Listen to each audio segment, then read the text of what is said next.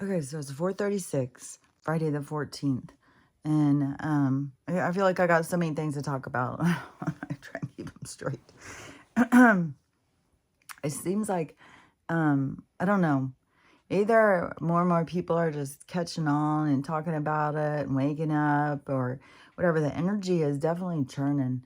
And it is it's intense, man. This energy is so intense. And it is giving me such anxiety. I have this weirdest feeling. And anyways, last night, craziest dreams. This one dream too, it was like, I swear to God, they're like learning dreams. Because it was like I could see this side of myself, but also the situation can be telling you several things. It depends on how you take it and what you do with it, how you run with it.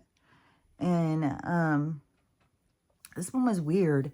Is this one part that stands out to me is it was like I was back in my family, but I was older. I wasn't like a little kid, but I was younger. But it seems that maybe I had kids. I'm not even sure, because it seemed like I was living with my mom, but then there was more people all of a sudden. But I had wanted these kites, and these kites were being given free at this place at the mall. She was going to the mall, and then she was suddenly going to the mall with a man who was either my dad or my stepdad or something. And like she was going on a date, and she was younger. And then I had told her to get me those tents or those kites while she was there. And so she comes back and she didn't get the kites, and it really bothered me. So I was just pissed. So see, seeing this part of myself, like if somebody fails me or something, I get pissed. If something I want, I get pissed.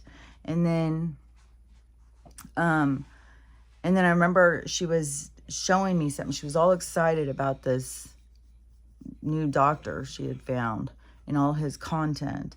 So she was showing me all these pamphlets on this new doctor who was out there telling the truth. And so I was sitting there listening to her, and she's breathing on me. Like, this was so distinct. Like, I could smell the onions. Like, I could smell this, like, I was like, oh, so she's gone out to eat. She went out and had salsa. And I was like, I could totally smell it. And it was so strong of these onions. And then, so she's all excited. I'm just like pissy. Then she gets up to walk off. And then I'm like, oh, she has a new dress on too. I was so pissed. And then, so anyways, this morning after I had gotten up, and I was playing this out in my mind, it was like, man, it's so weird how you can look at some of this stuff in different ways.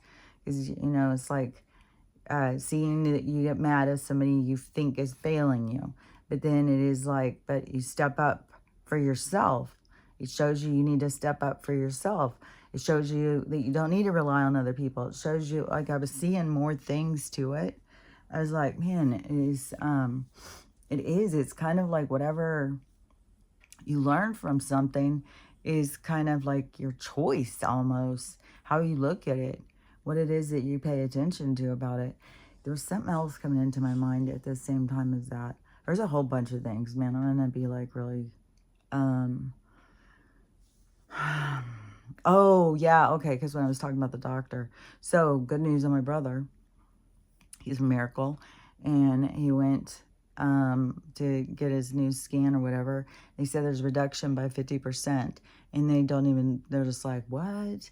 It looks like a miracle. I swear to God, I still am like, I wonder if it's those couple of apricot seeds I gave him.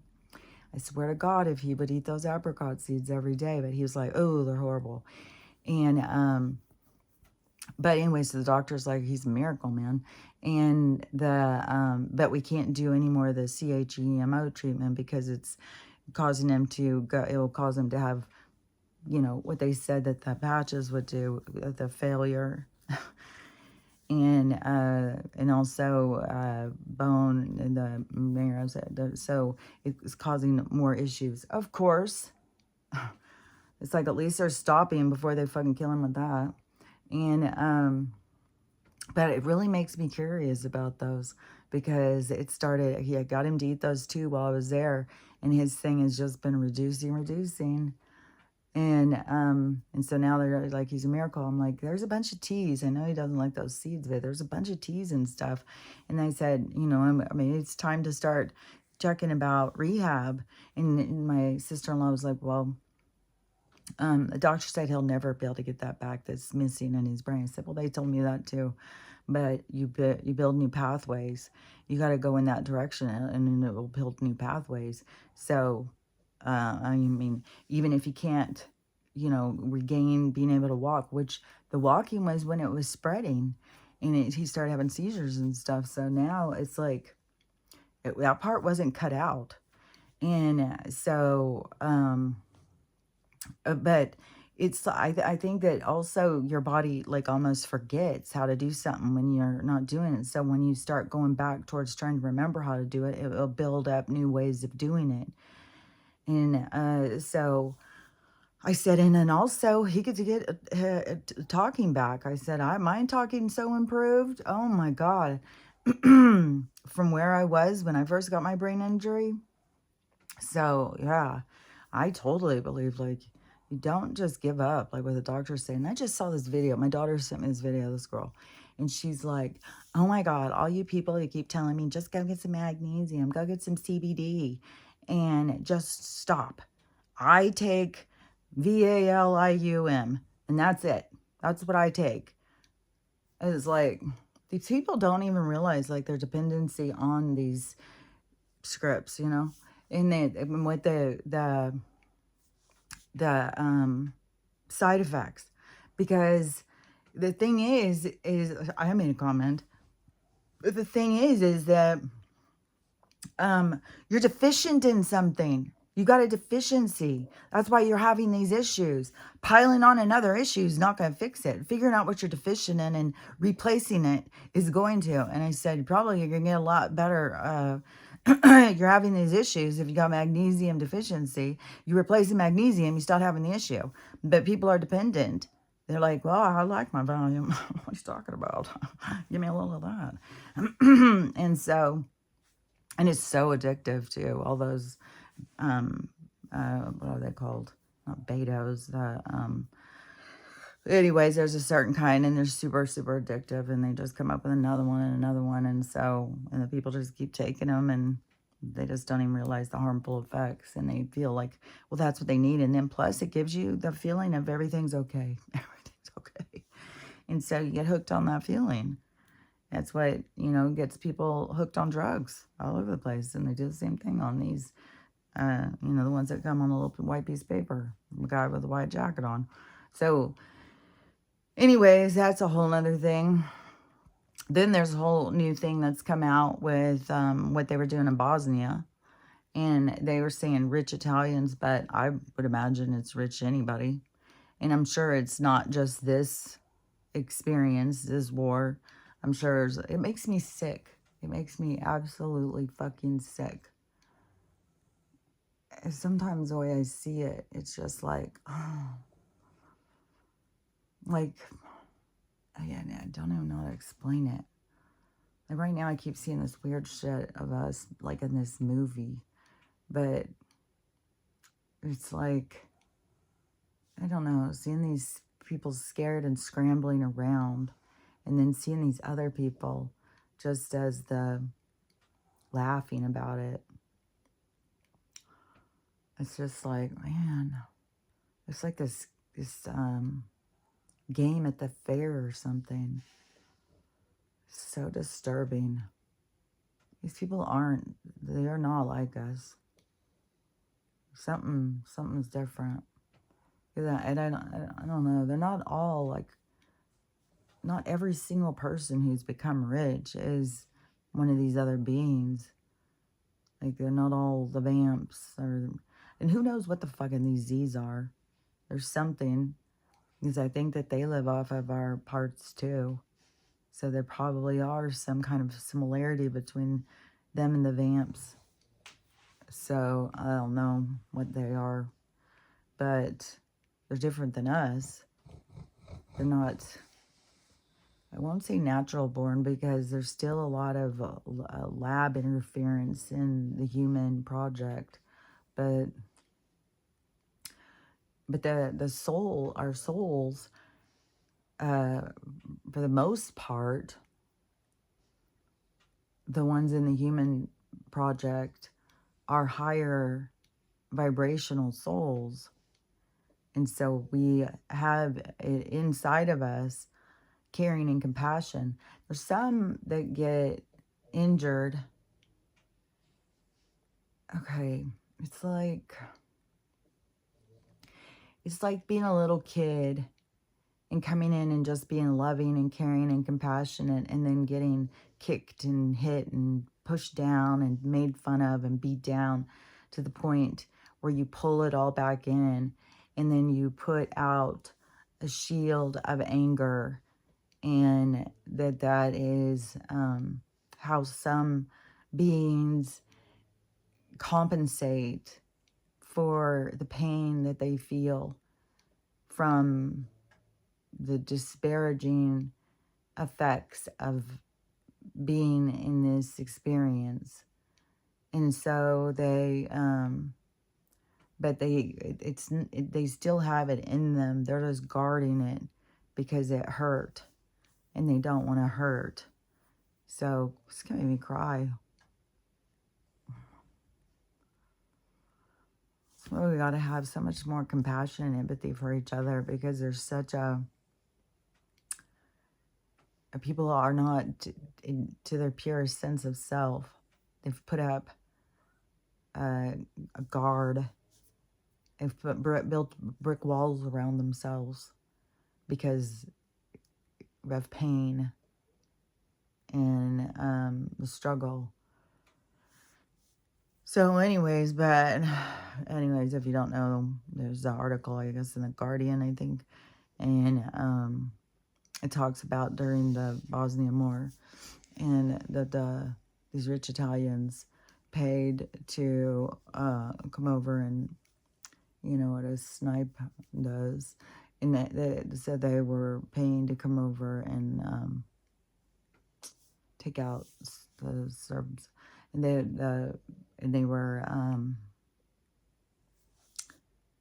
little kids, everything. And they would pay to do that. Who are they paying?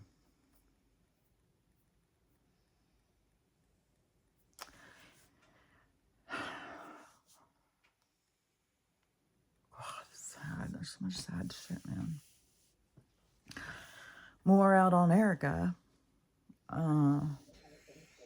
More out on the Bosnian or the Romanian situation. So she is like a beyond a handler, is like a pimp or madam. And but then a lot of man, my head is being flooded, because it is common practice. I mean, that is something that we've seen in movies for a long time. The pimps and the keeping the girls against, like you gotta know where to go, and beating the tar out of them and stuff. I mean, you'll stay and work and do what I tell you to do. So that same kind of thing.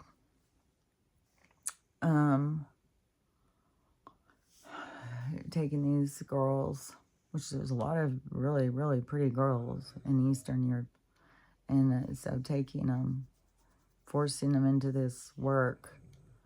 But where do you think that place was? On a base, a U.S. base, so that the soldiers could have their way with them, and kids and everything too. So I would say probably you have to move up in rank, I would guess, but I don't know. They had to pay And then these girls were forced to accommodate you. Yeah, that was her business. So more coming out on her all the time. Man, I feel sad. Fuck.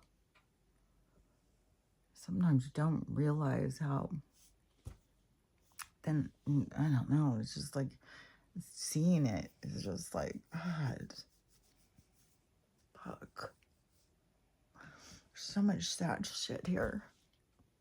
This place is so fucked. I swear, you gotta keep in perspective, like, okay, we're in a movie, we're in a movie, we're in a movie. This is just a game playing through. This isn't real. This isn't real life. This is a game that we came here to learn from. But cruelty, and like, you learn, even being, you know, the person that's having the cruelty done to you, you learn a lot. Like, we come in to experience some of this stuff so we can learn, like, how does this happen? And having compassion and empathy. Like, this seems a bit crooked. This tweet or whatever you call them, an X comment thing, post, is so this, I saw the tweet, or whatever you call them. So I saw the tweet, and it was what do you call them? What do you call them? Like, that is weird.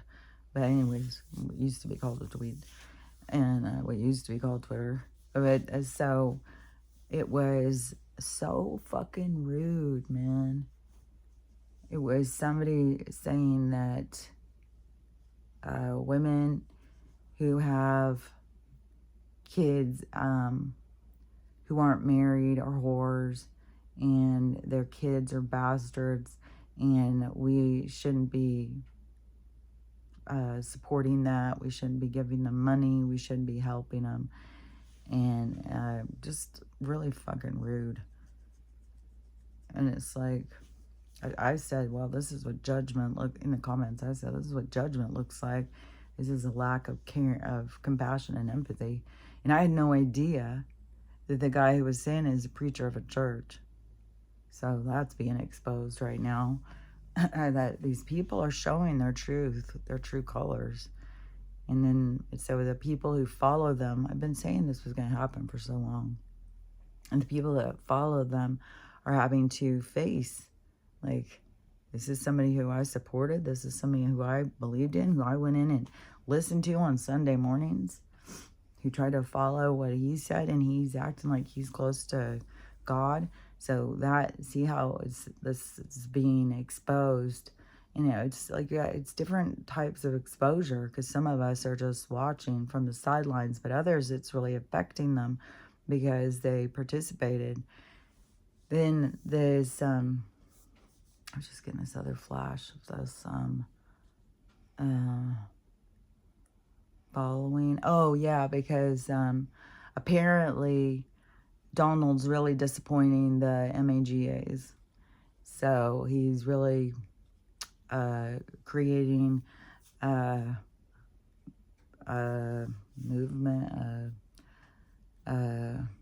re-evaluation with the people, where they're like, why would he do this? Why would he do that? Well, I'll tell you why. Because he's pushing you from following him. You're not supposed to be a blind follower.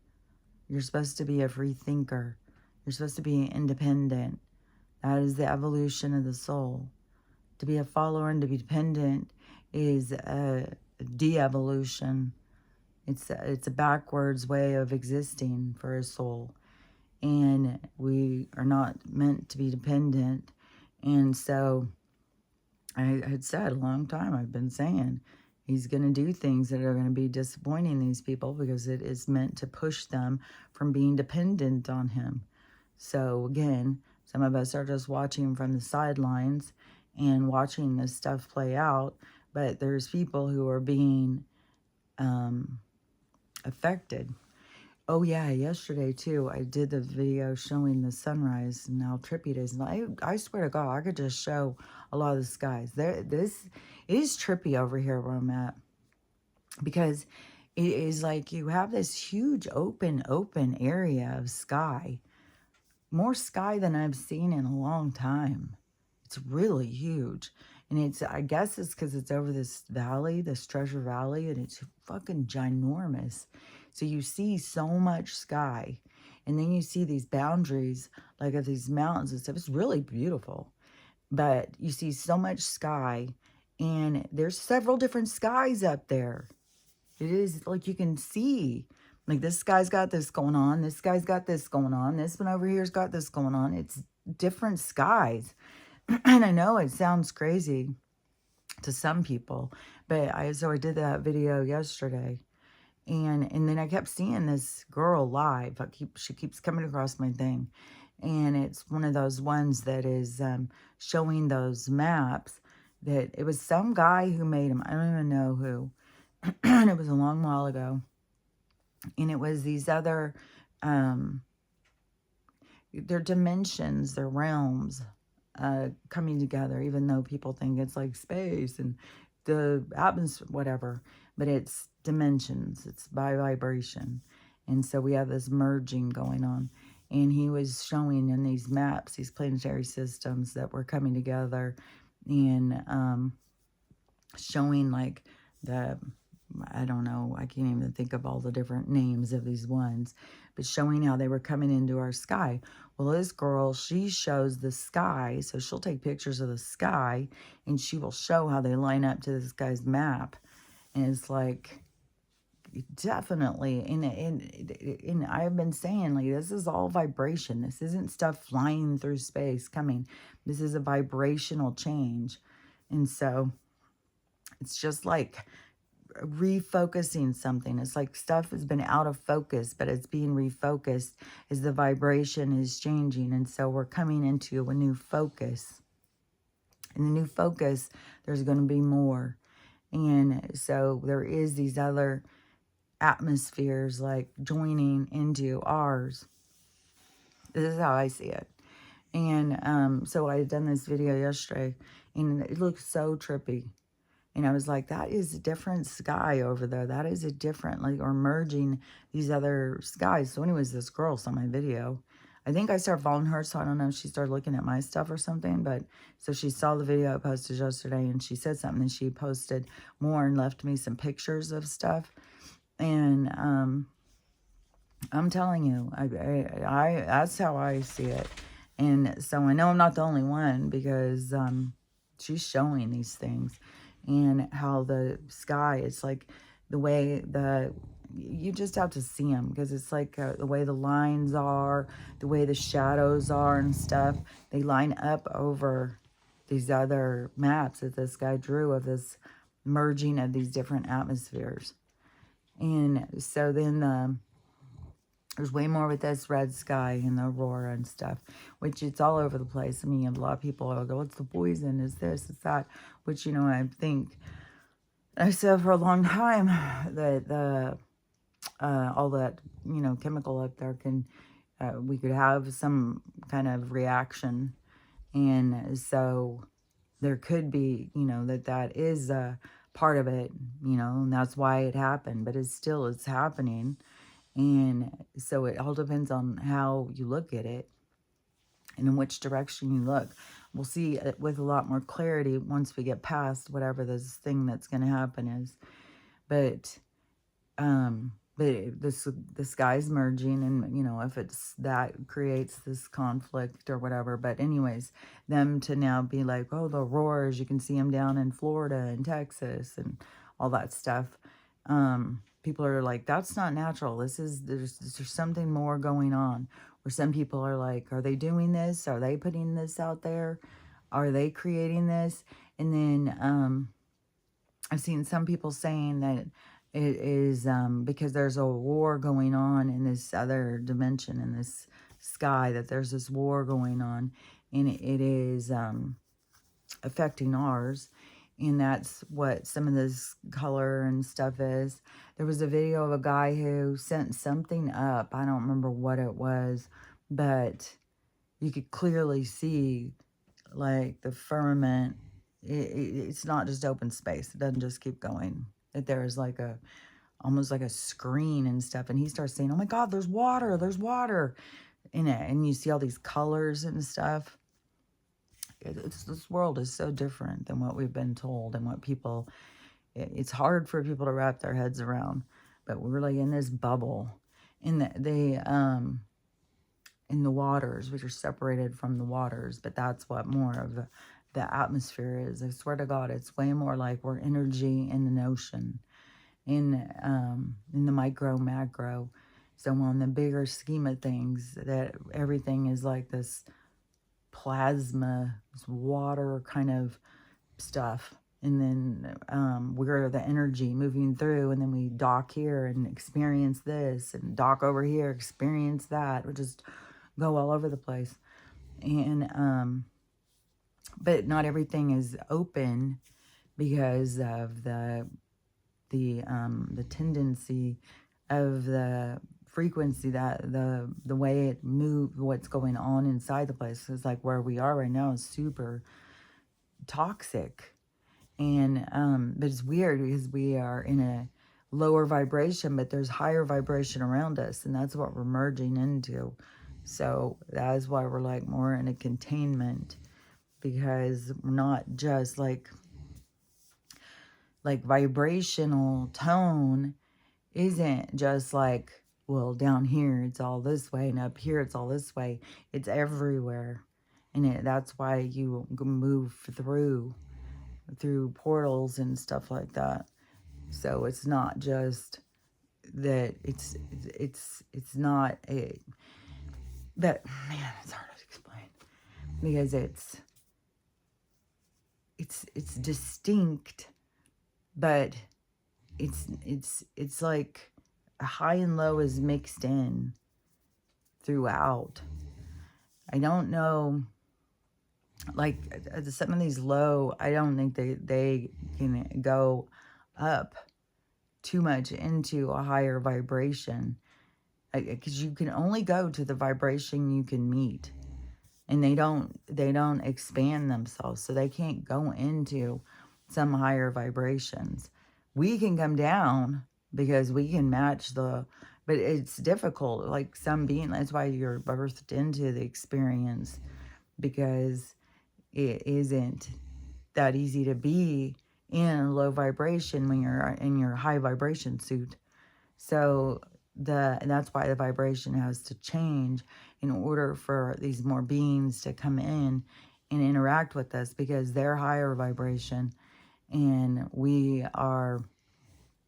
protected in our little space suits, but they don't have that, because they're staying in their light bodies, in their regular suit, their regular orb state or whatever, even though that they can look all different and stuff. But it is how they present themselves, kind of.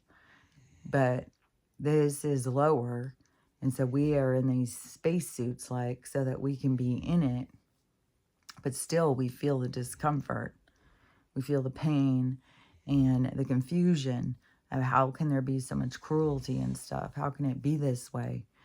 And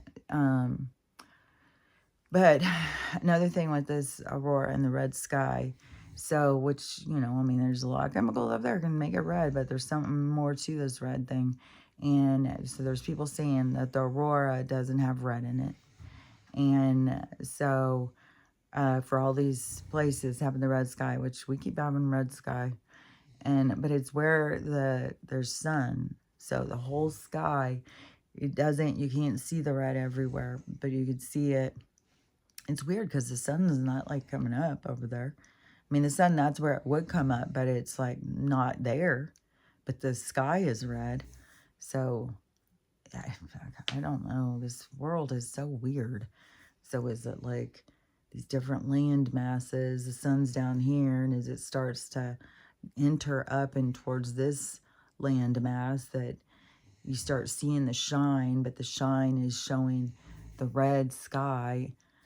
I don't know. This is so different. You got to think about how weird dreams are. Because this is way more like a dream, and dreams are weird. Like so, but it's still the same concept, and we're here to learn from the experience. Just like dreams are to me, there's just so much you can learn and experience in dreams. So, anyways, the so this red, I saw this other girl. She was talking about the Carrington event, which I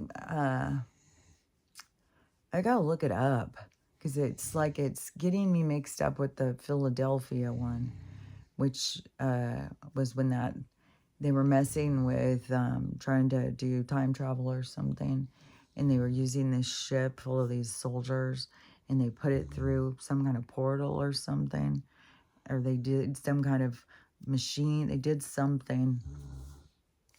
I keep thinking about that event. I think it's called the Philadelphia or something like that. I think it happened on the Great Lakes. But anyways, I think, but anyways, it's a whole thing. You have to look up. It's creepy as can be. Because and there's even movies that have shown about it. But it's like disappeared. But then when it came back, the soldiers had like merged into the ship. So they were like they were a part of the ship. It's really creepy. So, so they killed all those people, but there was a few who lived and weren't supposed to talk about it, but there's definitely one who did. And so anyways, but this person was saying this Carrington thing, that had something with the red sky, and she's very concerned about this sky situation, that it seems like we're headed to this another repeat kind of thing like that. But I don't know how it's all gonna play out. This fly zooms in. These flies are fucking, they just come right up like they're friends with us or something. Yesterday I picked up a fucking pillow and there's a spider on it. Through the pillow, I was like, ah, and threw the pillow. He just stayed on it. Man, everything I pick up, I shake it and shake it and shake it. And I don't know. No, it's like, fuck, I'll just hold on. So many fucking spiders. Oh, God. Oh, yeah, and this was another thing, too. I was thinking, because I had seen, it was my daughter. I was talking to my daughter yesterday morning, which, she's doing, I think today's Saturday for her. It's Friday for us, but it's Saturday for her. Or it's Friday, not like it'll be Saturday in a few hours or something for her. But so what she's doing is she's going to elephant, not elephant resort, sanctuary. So where they've gone and rescued these elephants from a life of slavery, logging and, zoo or circus or whatever. The ones she was reading me were all like beaten and like logging and stuff like that. And I think there was one from a circus. I don't know, because there's the one she's going to, there's 8 of them. And then you pay. And I was like, how much is it? It's for the both of them, it's $120. Get the fuck out of here, you fucker. $120 for both of them to go. And you spend the day out there at the sanctuary with the elephants. You get to go in the mud water with them. You get to just hang out with them, walk around and pet them. Like, they just hang out with you all day. And then also she said there's a professional photographer who follows you around and takes professional pictures. Now, I don't know if that's included in the amount too that you get the pictures, or if you have to pay extra for pictures. I'm not sure. But she said like a professional photographer follows you around and gets pictures, but you can hang out with these elephants all day long. And then in the thing, it gives a bio telling about each of the elephants and their experience and stuff. And so, anyways, she's telling me I'm bawling. She's bawling. It's like, oh my God. She said after today, she will be changed. She's sure of it. But she's having a lot of experiences there that are really touching her. And she said, and the culture and stuff. She's like, you gotta come. You're gonna love it. It's like, God, I want to go so bad. And then yesterday, all I had popping up all day long was move to China, move to Vietnam, and all this stuff. And it was like, oh my God. And the price is so cheap. It's so, I cannot believe the propaganda they told us on China. It's so different. Even in the start where they were doing all this, and they were making like those people were like, it's so different. It's so high tech. It's so advanced, and it's so cheap. And it's just, I've even seen them showing these cars. Nobody drives gas cars. They all drive electric, which there's still, I don't know, what the whole thing is with theirs. If it's all lithium, or if that's something that certain people are like, well, if we're going to do that, we're going to do this because we're going to own these mines. So I don't know. Because they want to own the resources and stuff. So I don't know, because all of their cars are these certain kind. And they are so fucking fancy. I've been seeing those for sale. And they're so cheap. Oh my God. It is insane. And when you buy a place, you're never taxed on it. You don't have to pay taxes for the rest of your life on it. It's yours. That's your place. And so there's a lot of draws over there where it's like, dang, man, I kind of want to go to China. But there's like, I don't know, I kind of like would like to have an apartment in China, like where I could go over, and I like the idea of living in more than one place. That's what I like, this being in a bunch of different places, because I would like to go and get a place in Scotland. I'd like to have a place, the places like Thailand, Vietnam, China, all of those seem like a huge draw to me. Japan, I keep seeing ones for Japan, super cool. And there's some places that are supposedly will pay you to come, and will pay you to do certain jobs and stuff. I don't know. Like, there's gonna be so much shifting around. I mean, just the seeing through the propaganda and seeing how advanced this place is. Fuck, man. Even Bangkok, when she was showing that, you sit there and think, oh, Bangkok is probably like, no, it's like fucking Jesus Christ. All these places are and the people are all really nice. And so she's talking about the culture and stuff. So one thing she was saying is that, that about how people really acknowledge like the spiritual side of life. And so she was saying something about, 98% of the people in Thailand are Buddhist. And I said, well, the thing about Buddhism. And I said, so just consider this, is that's all those people believe in reincarnation. And I said, and then you go over here to America, and everybody thinks that it's the most wacky thing in the whole wide world they've ever heard. And it's like, so when you see that there's tons of people, like over here, people think like, oh no, that's crazy. There's tons and tons of people who believe in it. And I mean, and they live like a more spiritual life. And so she said one thing is like when you get property, you acknowledge that there is an energy, spirits that are already there. And so you have to kind of, she said that you don't go in and just start building a house or something. You're just like more ceremonial, and you build them their own shelter. And then you give them offerings every day to stay in peace with the spirits of the land and stuff like that, which all land holds different energies from the different experiences that have happened there. And so I was thinking about this place, and I was thinking about all the thorns and all the weird stuff that keeps happening. And I was thinking, I bet you, because when I even consider the energies that would be here in the place, and it's by the river, I was like, oh man, I bet you that there was some bloodshed here for sure. I bet you there was tribes that were attacked in these kind of, especially along the rivers and stuff, because the tribes would make their way towards the water, because then you need water to survive. And then out here, there would have been tribes like that up at the water at certain points.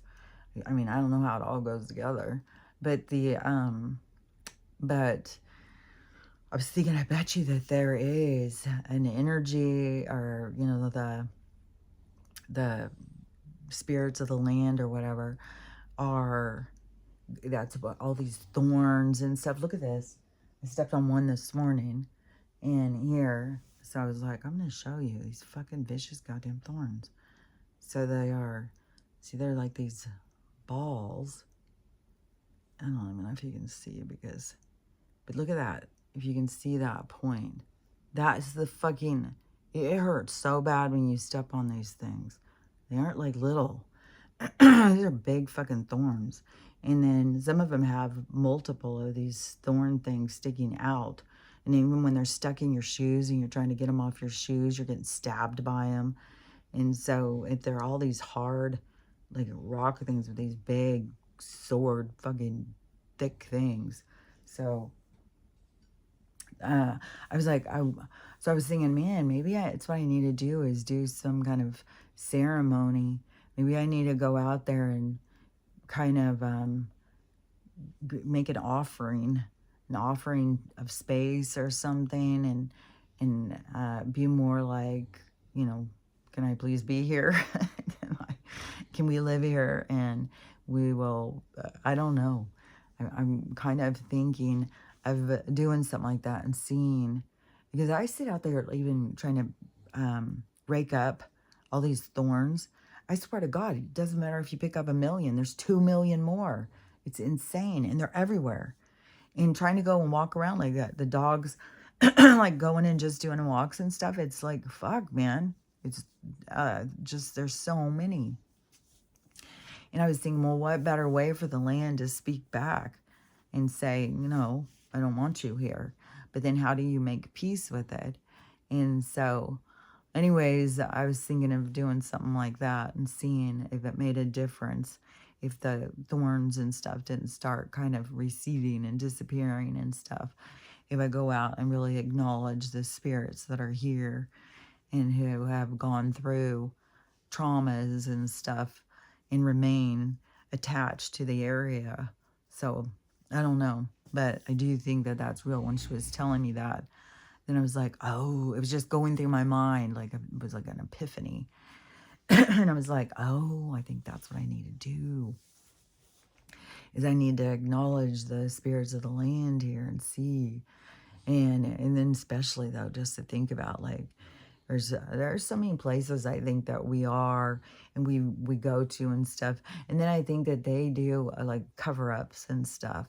And, like a place that has a really bad situation that happened, and then they put a museum on it or something, and then we go into it, and then so there's like this real hostile environment, this kind of this energy that is being fed.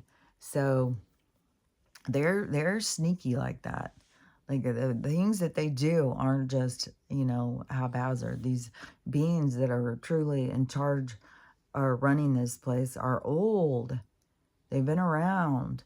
They, they have a lot more knowing, even though they look at us of being caring and compassionate as weakness, because it's not in their bandwidth. It's not their part of them.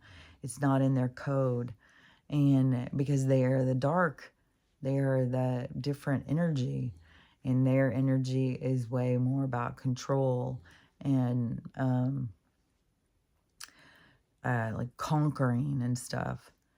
But it brings, I mean, we come in here and it brings it out of the other beings.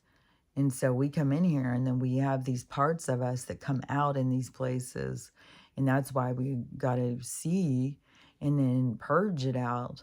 We got to let it go, get it out of us, so that we can continue our advancement into the higher vibrations. Otherwise, and they will try and keep you trapped. I was talking about this with somebody yesterday, and they were starting to realize, because um, they're very psychic.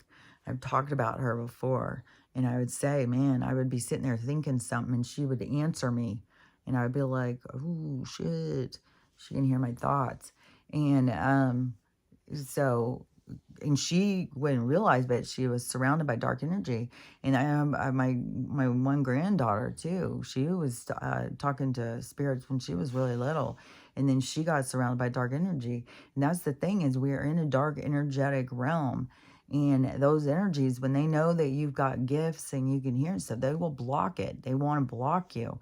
They want to keep you feeling bad. And we all come in to have these experiences. There's what would seem to be traumatic. But we also, like I said, as spirits, we come in with an ego, like, oh, they can't get me. I can get through this. And then they do. They get you. And they're very insidious. And they get you to start thinking that it's you, it's your thoughts, and they interfere with you're trying to move directions, trying to let go of things and stuff, so they'll interfere.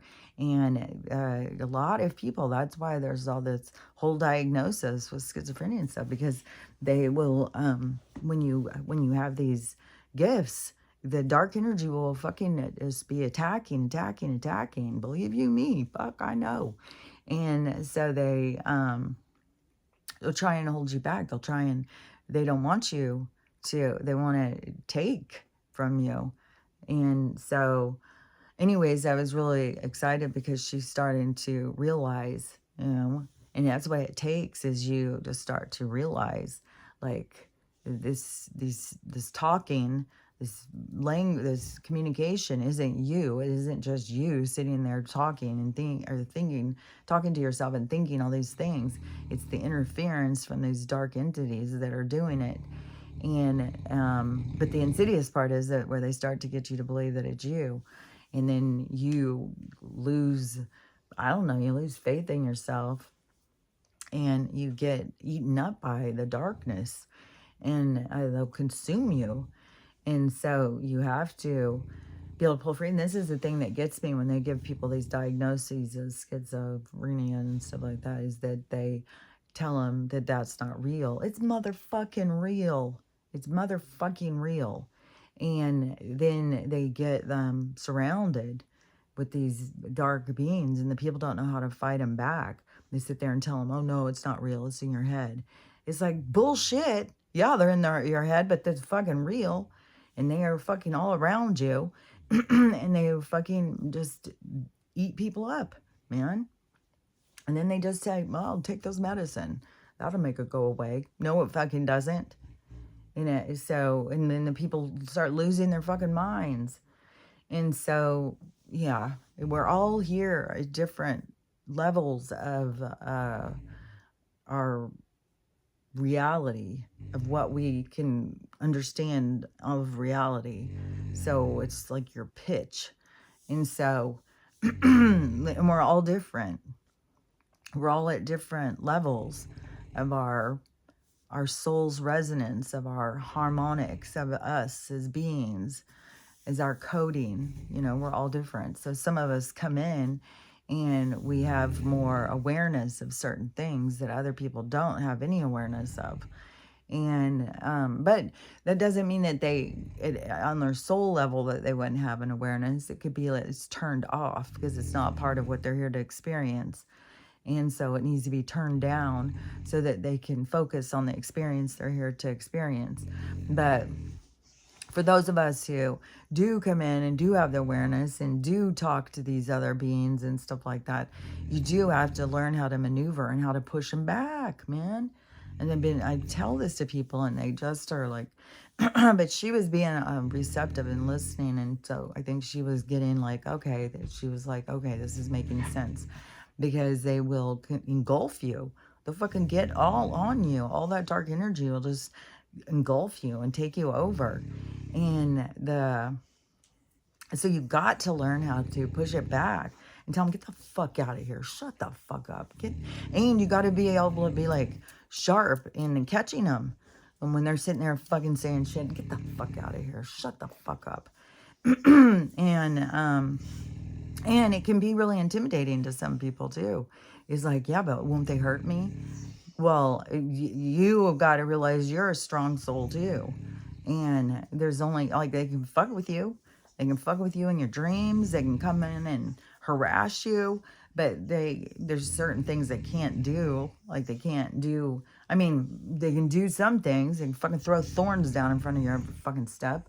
They can knock things off shelves and shit. So it just depends on what you think is, it's not like that they can come in and actually kill you. They can make you go through nightmares where they're killing you in nightmares. And, you got to learn. That's where it is a progress to learn how to lucid dream and learn how to fight back in your dreams. So everything is a progression of you as a soul going up against these other souls, basically. It really is a spiritual battle. You're battling the dark in most senses. I mean, I guess there's some dark battling the light. I guess it's on both sides. But for those of us who are trying to maneuver through this reality and trying to make sense of it and we're battling the dark. The dark is all around us. And a lot of people, they don't have the awareness of it all. And then they just go about their lives, and then you try and tell them and they just think it's wacky. But it's real. It's real. Believe you me. And so, and that's your first step forward when you can start realizing, because then you don't just listen to what they're saying and stuff. You become more, come on. It's like you fight them. You push back on them. You don't just do what they say, because they will keep you. And they will keep you having bad relationships. They don't want you to have good relationships. So they will feed your messaging into making you have certain reactions and stuff. They know how to play this fucking game. So you have to learn how to play it too.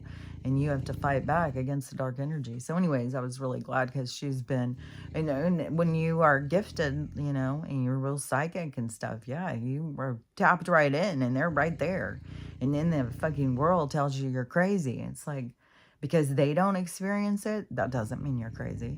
It's real. It's fucking real. The spiritual world is our real world. That's what's real. It always looks like a face is sitting here watching me right here. It's so trippy to me.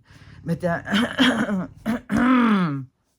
but anyways, so, that whole thing. Oh, there was a thing where they're giving bonuses now to the TSA guys. They're getting $10,000 if they stayed working. And this 2,000, which kind of pisses me off. They say they're only giving the 2,000 if you make less than 100,000 a year. I was like, this is just more creating division and shit. This is bullshit. We should all, it doesn't fucking matter. It doesn't matter how much somebody makes. If we're all getting something, we should all get it. I don't think it should be, well, if you don't have this and you don't. That's what they fucking do. That's what creates their fucking bullshit and their division. It should just be equal across the board. And then that's to say, like, oh, so we think that people who make more money, they're not having a struggle. They haven't gotten themselves into deep debt, and that they are drowning too. If $2,000 is supposed to help us all, it's going to help us all at all different levels. I mean, I know there's some people who are in desperate need of it, and there's other people who are like, well, yeah, that'd be helpful. I mean, in my case, I'm like, well, let's see, what would I spend it on? Well, I can't really buy a camper, even though I'd like to buy a camper. I'm kind of on the redoing my chairs. It's like, do you know how fucking much it costs to do the fabric? To redo a chair, it's like 5 to 7 yards of fabric. And some of those upholstery fabrics are like $20, $30, $40, $50 a yard. So you're spending like $500 or $600 to redo a chair when I can go down to the thrift store and buy another one for $30. So I'm at that stage of like, man, I think I may just go and check out some more chairs or something and just maybe replace it.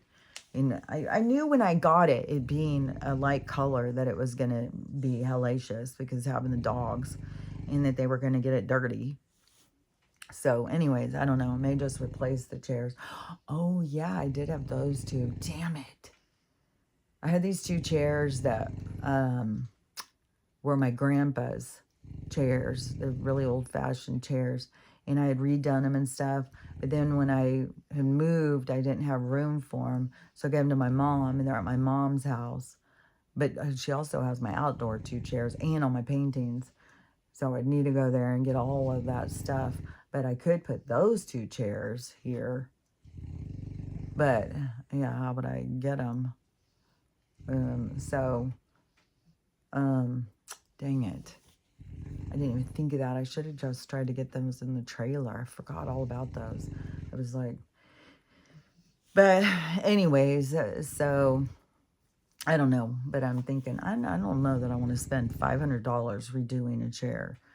It's like, it's fucking absurd, kind of. If I could find more fabrics, I guess, at the thrift store and do it like a patchwork kind of funky thing, which I did at my shop when I had my shop. I did that to a couch, and I got so many compliments on it. It was so cute. And I'd seen it in a restaurant where they had done it to the furniture. I was like, that is so cute. So I did it to the couch, and everybody was like, oh my God, this is so cute. So I was thinking, well, I could do that. Just find scraps and stuff and then make it like that. And it does turn out cute. So I don't know. I don't know what I'm going to do. But anyways, the $2,000 is different for all of us. Some people are so desperate and, you know, and then even people who are like in their cars and stuff, $2,000 isn't going to get you out of your motherfucking car. I mean, are they going to let you move into a place that's all the money you got? And in most of the places, it's not even going to cover first, last, and I mean, most places are charging almost that much for 1 month. So it's 2000 is really, you know, it's really slim givens. Like it's really not much. And I don't know. I think is it partly to get us to really be like, hey, that's not good enough. You need to give us more. And you know, man, and when you compare what's going on in China to here, it's just like, oh my God. It is like we've got a lot. But today, supposedly, there's going to be some kind of list of who's not coming back, which, or who's been KILLED. I don't know. I don't know. We'll see. We'll see how it all rolls out. Um, I saw a thing where it was saying, somebody was saying, well, they're about to open back up. And when they open, everything's going to be opening different. We're going to be going into the Nisara and the Gusara and the Quantum and all of this stuff. So I don't know. We'll see. We'll see how it all rolls out. I know a lot of people, you know, want to hurry and have this, want to hurry and have that. I just saw somebody else talking about the members and saying, no, they're not going. You're not going to be able to have to make appointments. You're not going to have to be paying. So just any of these people who are out here pushing that, just hold off. Don't buy into it. It's some kind of scam. So we just got to see. I mean, we got a lot of stuff hanging up, and, you know, we got the red sky. We got the blue Kachina, which people are now saying that blue Kachina isn't even out of the Hopi prophecy. Yeah, they're misrepresenting it or something. I don't even know. There's so much fucking, it's like a damn tornado out there of energy of information and misinformation and hopes and dreams and lies and everything. It's just like a big old fucking stew.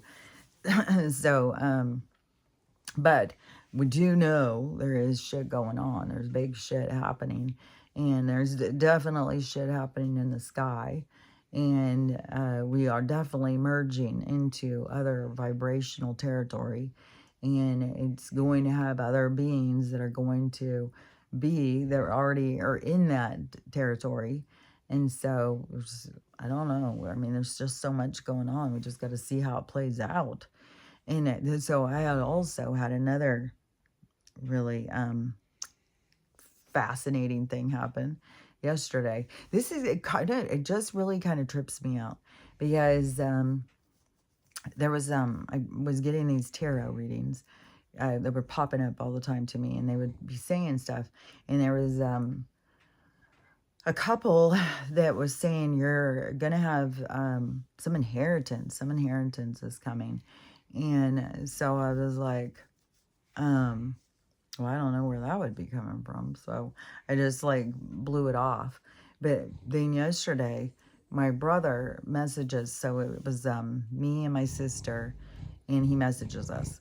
And he says, well, apparently, Dad, because my dad, he died in, I think it was 2015, so like 10 years ago. And like some of you guys already know the background with my dad and whatnot, but he, we were well off when he was married to my mom. And if you ask my mom, she's like, uh, we weren't really that well off, but, um, but by all appearances, we were. And like people thought I was like the richest kid in school and stuff. And and like I was driving a brand new Camaro, and uh, what was that? Um,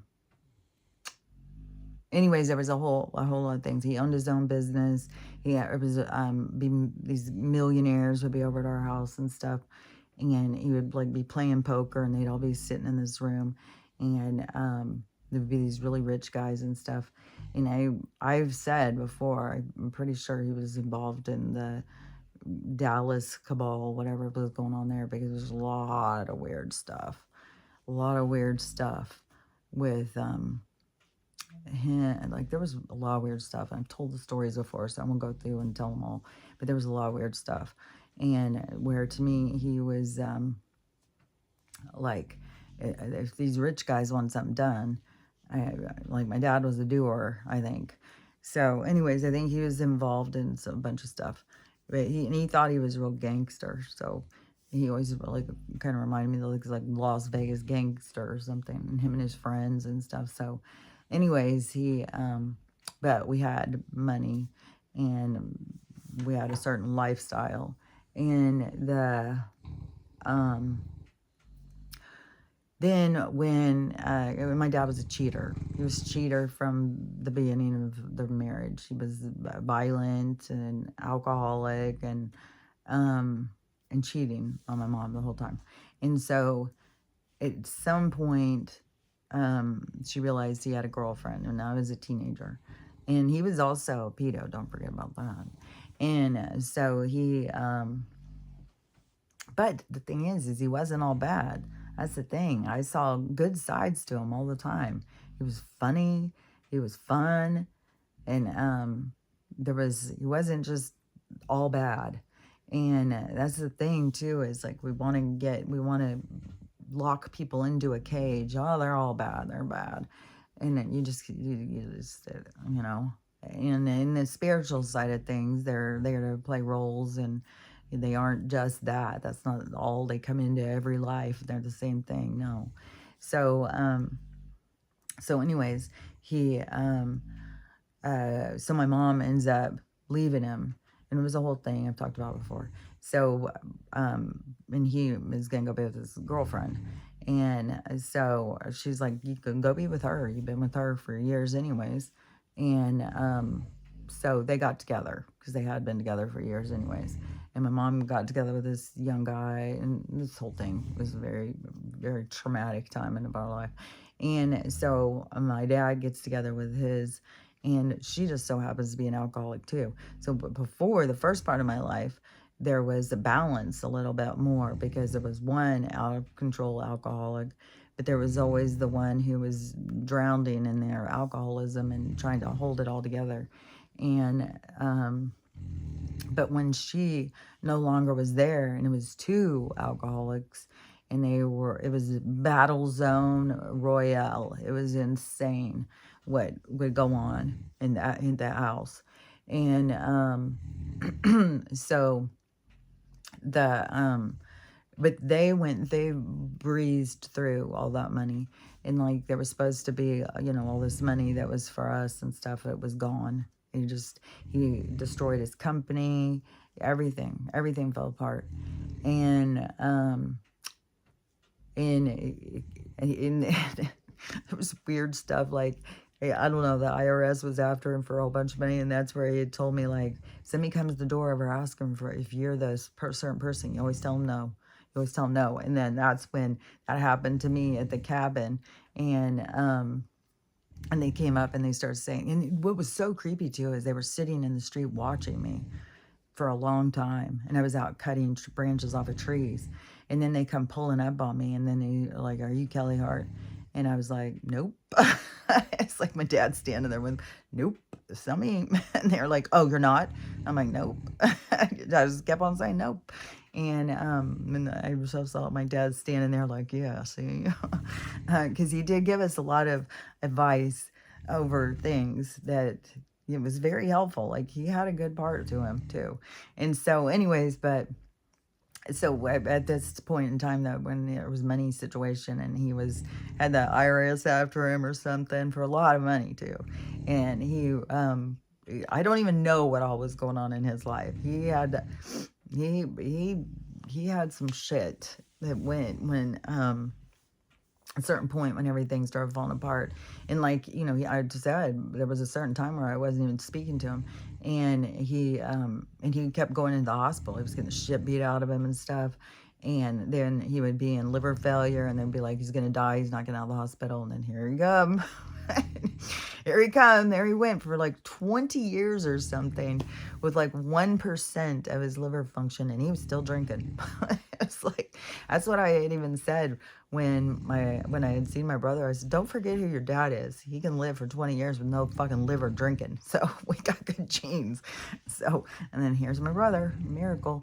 So anyways, but my dad, at some point when he was still drinking, but he was out of the crack houses and all of that chaos and stuff. And so, but it seems that he brought some of it with him. I don't know. But so anyways, he bought property. So he bought property, and him and my stepmom, because they stayed together they stayed together the whole time. And he so he bought this acreage out in Texas, out by a lake. And so it's rural, but it's built up a lot now. But anyways, so apparently, my stepmom, which my stepbrother is a convict. And so when we were kids, he came into our life when he was 3 years old. And, but he looks just like us. So, but anyways, so he, but there was always this separation because that was her kid. But she was going to make sure her kid had everything that we had. So it was so much fucking drama and stuff. I mean, 3-year-old, and you needed to have guitars and stereos and waterbed. And so anyways, so he got out of prison and he went back to her place, and my dad died, and he was in prison then when my dad died. So then when he got out, he's back with her, and she has an old dear friend that she's a caretaker for. So she's been caretaking for this lady for a long time. So she has this lady, but then there's we suspect there's a lot of other users there, on this property. So anyways, apparently we don't know really the situation. My brother's gonna try and make contact, because the contact came through the title company. So the title company said that she's trying to sell 1 acre, and that she can't sell it. She can't do anything unless his kids, sign off on it. So it was like, what? So apparently in Texas, when the parent dies, it goes to the kids automatically. And since she's still alive, it's half. So the property is half ours and half hers. So she can't do anything because it's half ours. And we had no idea. We had no idea until yesterday. And we're all just like, what? We had no idea. And So I was like, well, I'm not signing off. There's no fucking way. And my sister, of course, she's like, well, how much is it worth? I want the money. And it's like, money is nothing. Land is everything. And I was like, no freaking way. And Dad found value in this land. I say, keep the land. And so I don't want, I said, I'm not signing off on it. And I said, I mean, she could stay living there, until she goes. But, and then her half would go to her son. And I'm sure, he's also give me the money, let me go. So I'm sure he would sell his part. I don't think he would be out there being like, well, I'm going to stay out here and be a farmer. I'm going to stay out here and make this work. I think it would be like, well, I'm out. I'm going to take the money and run, go into have the good life somewhere. So anyways, but to me, I would be like, she can stay living there as long as, she wants. I don't care. But I'm not signing off on any selling it. I want my part. That's what I would want. I would want the land. And so anyways, this just all started last night, right before I went to bed. So at this point, we don't know if the son is putting pressure on her to get money, if she's sick, if she's struggling, if what's going on, because she's in her 80s. And so we don't know what's going on with that whole thing, because there's no contact with her at this point. And I don't even know if she knows that there is, because it was the title company getting hold of my brother, the other brother, not this one. And so, and he couldn't be talking to him, so his wife had to talk to him. And then so his wife talked to him, got the information, sent it over to my other brother, and then he started talking to us. But we're all in the same kind of my sister, she's way more of like, well, let's sell it and get the money. And it's like, you sell your quarter or half an acre or something then and get your money, but I'm not doing that. And I don't know what each person wants to kind of see what the deal is, but I know I'm not selling. And then my sister's like, yeah, but it could be a bunch of druggies or something out there, and people living on the property. They'll get evicted. Fucking, I wouldn't be on that one. I mean, if my stepbrother wants to sell his, you have that part. You're gonna have to sell. Nobody's gonna buy it from him if it's like that. And I don't know. I don't know if she's sick. I don't know what's going on or anything. So. But anyways, my thing was like, she can stay living there. She can live her days out there. I don't care. After she goes, though, then I would go and I would take my property and do something, put a cabin out there, do something like my dad wanted to do. And my sister's like, well, I wouldn't want to go. Why would I want to have a place there? It's like, I wanted to have a place there for fucking like 20 years, I've been saying. Maybe longer. I have been saying I wanted to be a snowbird. And I wanted to have a place down in Texas. And there was a big draw because my stepmom had told me too about like Laredo or something, like these places down more towards the border and stuff, and having and how cheap that they would be. And it's like a nice place to be able to go to leave the snow and go down south. But now they've got the south and, ice storms and craziness and stuff like that. But things are going to be changing a lot. And Texas is on the new map. And so I was like, I hold on to the land. No fucking way. Money and the fluctuation in value and stuff. No fucking way. It's a game. The value is the money, and that's where they fucked so many people. Like most people had farm property in their families, and then they did the lure of the money to these families. My grandpa had so much land, all these farmers and stuff, they got him to sell their land off. And who they sell them to? These corporations, these developers and shit. And so they got money, made money, spent the money, and then left all the families with no land. As it used to be, people lived on their family land. And it was their land for hundreds of years, you know. They just kept living there and living there. And that still goes on in some other places. So, yeah, I'm no fucking way. I find the value in having the land way more than the money. Because then what do? You got the money's gone, and then what do you got? The land, you always have a place that's yours. You always have a place you can build a fucking tent. You can have whatever. So, no fucking way. And so, anyways, we'll see. We'll see how it all plays out. But it just keeps tripping me up because that one, it was one or two tarot things that were saying that you're going to have this inheritance that's coming. And I was like, yeah, there's so many things. It's like, okay, but they'll be saying things that I'll think, this goes with my life. This goes with my life. And then this certain thing will come up. I'll be like, I don't know about that. But then here it comes, and this thing comes out of the blue.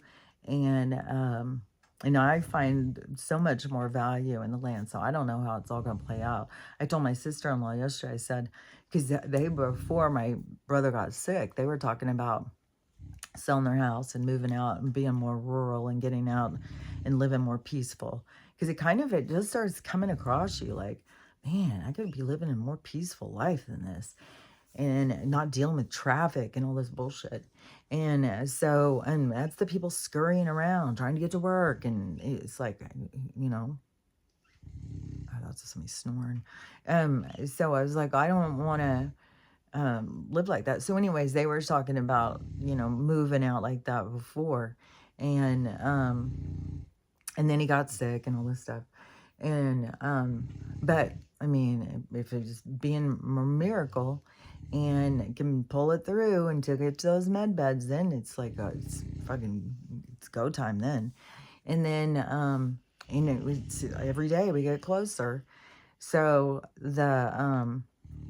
I told her, after B died, but I mean, she could go to the med beds and stuff. I mean, she could live another, and then, we could just make a divide in the land and stuff and be like, well, we'll take this 3 acres over here. You take that 3 acres over there. And then you sell your acres off little by little if that's what you want to do. But, and I don't know, but even if it was me and my sister-in-law and my brother, if we said, hey, we want to keep this much and we'll put some places out here, and then they could live there all the time, but I would have a place where I could go and visit and hang out. I could put my own yard for my dogs, get a camper, be able to drive down there.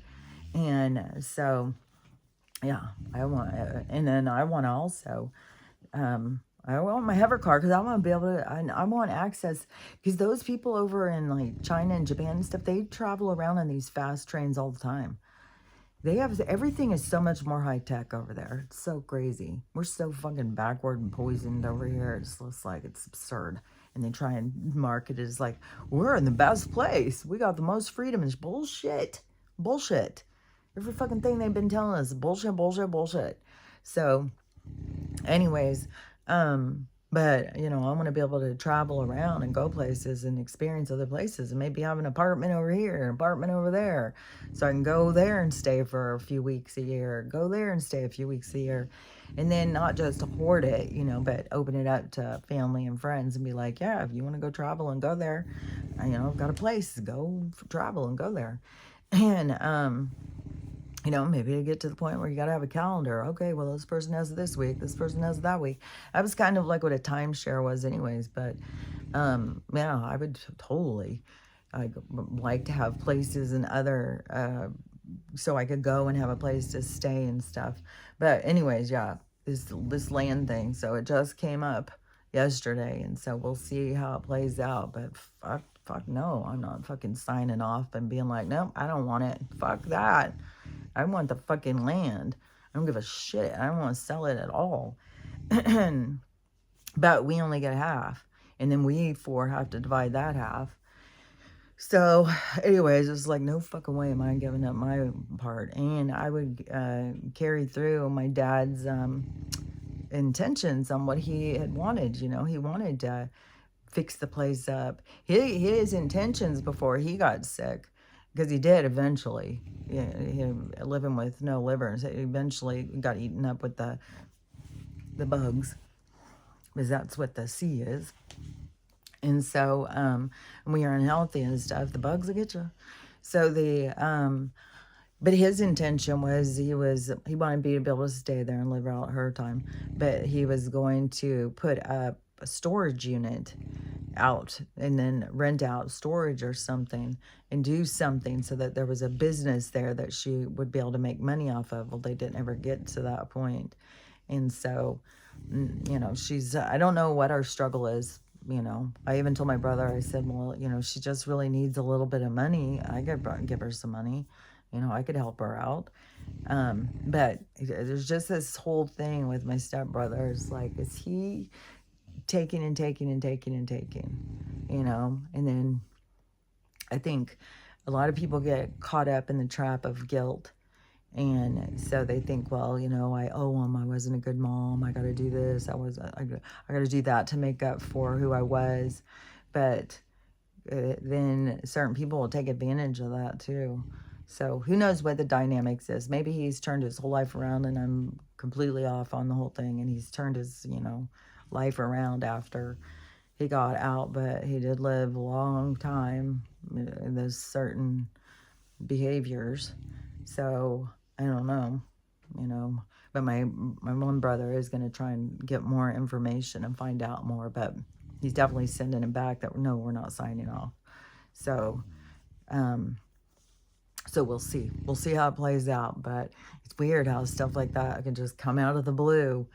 And it's like, oh my gosh, I did not see that coming. That's for sure. So, and when I was looking on the map thing, I was like, oh my gosh, it's so much more built up out there now. So, which I'm sure that's got to be raising the value, which for people who are like, give me a little of this, I could use a little of that. And it is, but people just don't realize that's gone. That's gone. Just as quick as you do this, fucking it's gone. So, and what is real? What do you hold on to? The property. So, and Donald's already, they're getting rid of the taxing. So they're not going to be able to be saying, hey, well, you got to give us a little. If you're going to have that land, you got to give, nope, it's ours. Nope, it's ours. It's ours. It's bought, paid for, it's done. You can't do anything about it. And so also, I guess we'd have to see, because I think it's all are paid for, but that's another thing we'd have to see is she's getting behind, because then we'd have to try and catch her up. So, or at least get the divided out, from the acreage. So I don't know, but anyways, we gotta see how it plays out. So it's just all of a sudden came zipping in yesterday. So who knows what it all is all about. But I think it's all paid for. I think it's all paid for. So anyways, that's another thing we'll have to find out about. So we'll see. We'll see where it all goes. We'll see what this day brings us. We'll see how it all, everything is in this big shuffle. Everything is in this big shuffling of playing out. And everything does have so much to do about the individual. And you can see these things, like I said, like a lot of the stuff is like watching from the sidelines, but there's people who are being affected. It's like that. And I had said too about these people who are going to be being exposed for being pervs and stuff, and their spouses. And then, so people who think like, oh, they're good people. Well, the one with the church one, with the church lady whose husband now has been exposed as he's a offender and with certain bad charges. And his tendency to the younger girls apparently, and I don't know, it could be boys too, I don't know, but he in the type that he has, it shows that he's either was in a position of influence or power or a relation. So it was either his somebody out of his family he assaulted, or somebody who he had influence over. And so now it's come out, this secretary of this church, the one where they were telling the homeless lady they were going to call the cops on her because she couldn't sleep in their parking lot. Like, it's fucking affecting you. to let this poor lady sleep in your fucking parking lot, you scoundrels. So she, her and her husband own a boutique. And this boutique apparently is one that all these teenage girls like to go shop. Well, if she's working at the church all day, who's running the fucking boutique?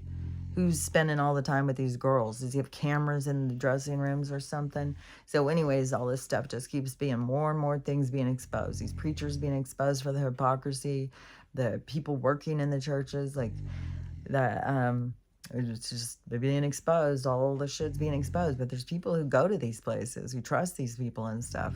So anyways, everything is just like topsy-turvy, and it is very curious about the colors in the sky, if this is the sign where it's gonna, and how's it gonna go down? Like, is it gonna just like a riff? Is it gonna just open up? Is the atlas gonna come flying through? It's like a bunch of, I don't know, like it's so wild, because it is, there's this part where it just seems like we're the little scared humans down here, like, what's gonna happen next, what's gonna happen next, I'm so scared. But it is, it's like our real life is being shown to us and we're scared.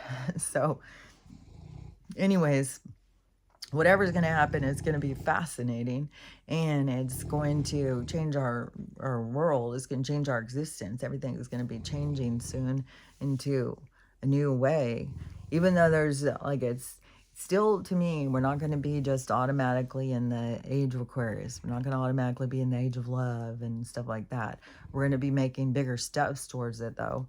But there's a lot of things that have to change to actually get us into that energy of peace and love and tranquility and connection and unity and stuff. And so this is another step in provoking the purging of all the hate and division and separation and biases. But you have to be willing to look at yourself real and raw and see, and then to work on yourself. And the way to work on yourself is through awareness. Being aware and questioning yourself. Everything you do. Why am I doing that? What am I doing that for? Who's talking to me, telling me to do that? And what am I doing? Why am I doing it? What is the purpose? What am I trying to get from this? To really get down and dirty with yourself and really try and break down and understand what it is you're doing and why. And then that's where you can start catching yourself. Well, I'm not going to do that. Why would I do that? I'm not going to say that. Why would I say that? What about looking at it in different directions and stuff? So anyways, it's just opening your mind, opening the playing field. It's stepping back from your face pressed on the glass and seeing the bigger picture. And it's expansive. It's expansion. I mean, when you step back, when your face is pressed on the glass, you've got a small view. When you step back, your view opens. And so this is what we're doing as beings. We are stepping back and seeing more. And yeah, it can be frightful. It can be intense, but it's real. It's our real life. The rest of this shit is not. The rest of this shit is a bunch of bullshit illusion. And the beings that are trying to keep us trapped in their fucking dream world. So anyways, but the way to work your way out of it is learn how to love yourself. Learn how to love everybody else. And learn how to have the day that you want to have, because it's up to you. It's how you look at things. So anyways, we'll see what this day brings us. Now it's a Friday, moving into another Friday, just like woo, woo, woo, we just go, go, go. So here we go into another Friday. So this could be the weekend where it all collapses. We'll see. This could be where it all starts making big moves. We can hope. So big moves like that, when she shakes her head, is a big move. So anyways, but we will see what it plays out today, and we'll talk about it tomorrow. So I'll talk to you later. Bye.